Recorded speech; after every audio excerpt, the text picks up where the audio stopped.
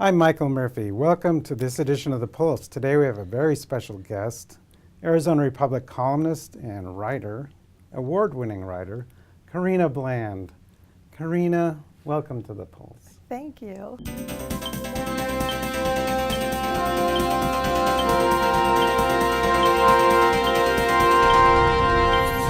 So you've just gotten a new gig at the Republic. Can you tell us about that?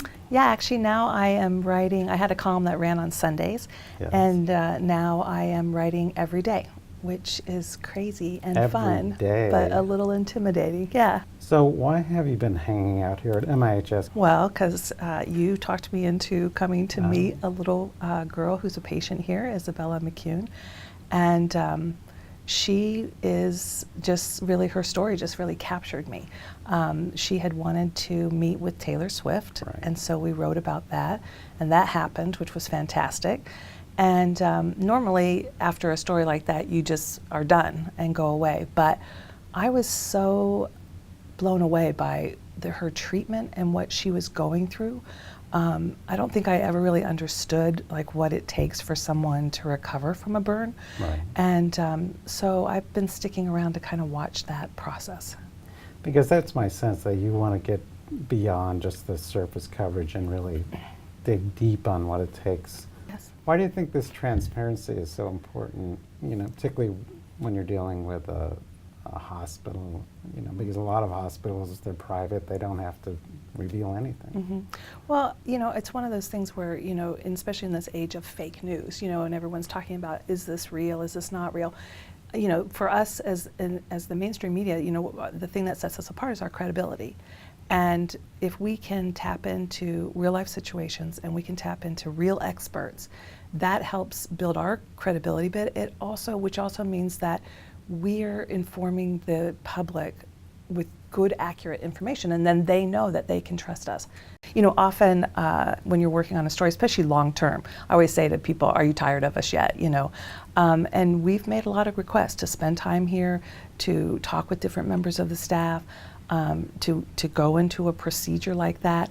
And we've been granted access every time. And it makes a better story, and it makes a more accurate story, and it makes a more true to life story. But does it surprise me? Absolutely. I'm grateful for it, but it certainly does surprise me because it doesn't happen like that everywhere. You recently wrote a column about the Brahms Lullaby that plays at MIHS when a baby is born. Right.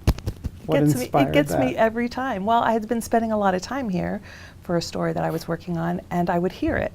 And the little patient that I was writing about explained to me what it was, and it just was, it was such a wonderful thing. Because I know a lot of people talk about hospitals and how they hate hospitals, and it really just clicked with me in that moment that while people hate hospitals because they think of it as death or illness, Right. life begins here too.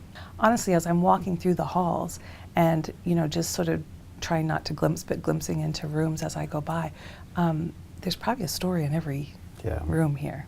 That's Yeah. true. Mm-hmm. And do you think people sort of stereotype MIHS, Maricopa Medical Center, because of A, the building, and B, the neighborhood? Yeah, I think that people have always seen the building. They've known that it's here, because even when I say this is where I am, they're like, "Oh, the Maricopa Medical Center," and I don't think they realize what happens inside, of course.